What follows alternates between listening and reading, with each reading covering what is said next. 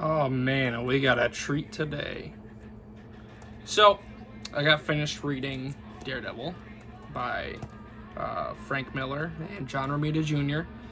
And at first, it says Miller on here. Fun little story. Wait, hold on. There we go. I thought it meant Mark Miller, the writer of one of my previous books. I forgot which. Old Man Logan. Thought it was Mark Miller, but it's Frank Miller. And I first thing I gotta say is I love the art style of John Romita Jr. When he did Kick-Ass and Hit Girl, it was sick. And frankly, I want to see more by him. And I like that he chose Daredevil with his next project. I thought that was super cool. Because I feel like, especially since I already saw him draw like a street level superhero, it would be super cool to see him as, like a Marvel one. And it was portrayed beautifully. I wouldn't want it to go another way. It was perfect. All the scenes where I felt like they were kind of giving Daredevil a hard time, or like he's growing up and he's having all these struggles and his dad ends up dying in a really sad and kind of humiliating way. It all feels like in the beginning he's not going to get his or they're not going to get their comeuppance. But before he even dons this suit, he goes out and it's kind of like the show. He wears like all black and he just beats the shit out of bad guys, and I like that. That's a very Frank Miller. Oh, I can't say Frank Miller. It's a very John Romita Jr. type thing. I would feel like, if I see him drawing something, I'm going to see something like that. A lot of the times the writing often lines up with the artists I've found. Certain artists will go with certain writers and vice versa. And I like that. But I think, oh man, the way they portrayed Elektra, I really liked. Because usually I used to think that she was like a boring, like, who cares character, but when I read this, I was like, oh, okay, all right. I need an example.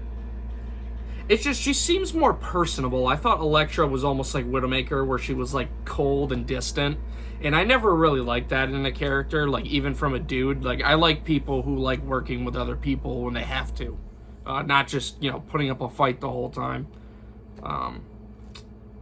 And she seems like one of those people in this book, specifically. And also, I just think Matt Murdock makes a brilliant character. I like that when they do show his suit, it's at the very end, and you don't even get to see him fight crime in it. So it's almost like it's a brilliant precursor to what Daredevil is. And even though I don't see him in this suit, well, I only for like one page, it's still it feels so worth it. It's fantastic. It was a great read. I highly recommend it. Like, it's kind of like, when it's, I feel like that's what makes Daredevil such an interesting character. And I'm not trying to say he's more interesting than Batman, but I'm gonna kind of go into how he might be a little more interesting than Batman, just in my opinion, because you can take away the suit and he's still awesome. You take away Batman's suit and yeah, he's technically awesome, but like, who gives a shit about seeing Bruce Wayne do a ton of stuff? No, be Batman when you do that, like, that's when you have all the gadgets and the cool shit, and like, I never liked those, even in the old Batman movies, which I am a fan of George Clooney and the nippled Batman movies. I think they're goofy, but they're still fun, and I like that. But anyway, back on track. I just think it's sorry, I forgot where I left off, so I'm just gonna close off with saying this is a great book before I get off into another ramble. And actually, you know what?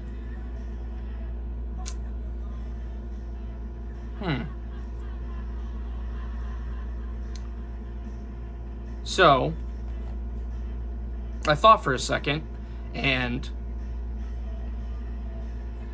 because I have plenty of other books to read.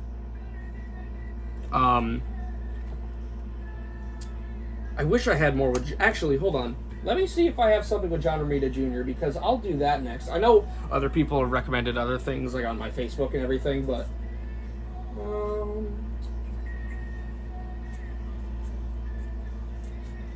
John Romita Jr. Yes!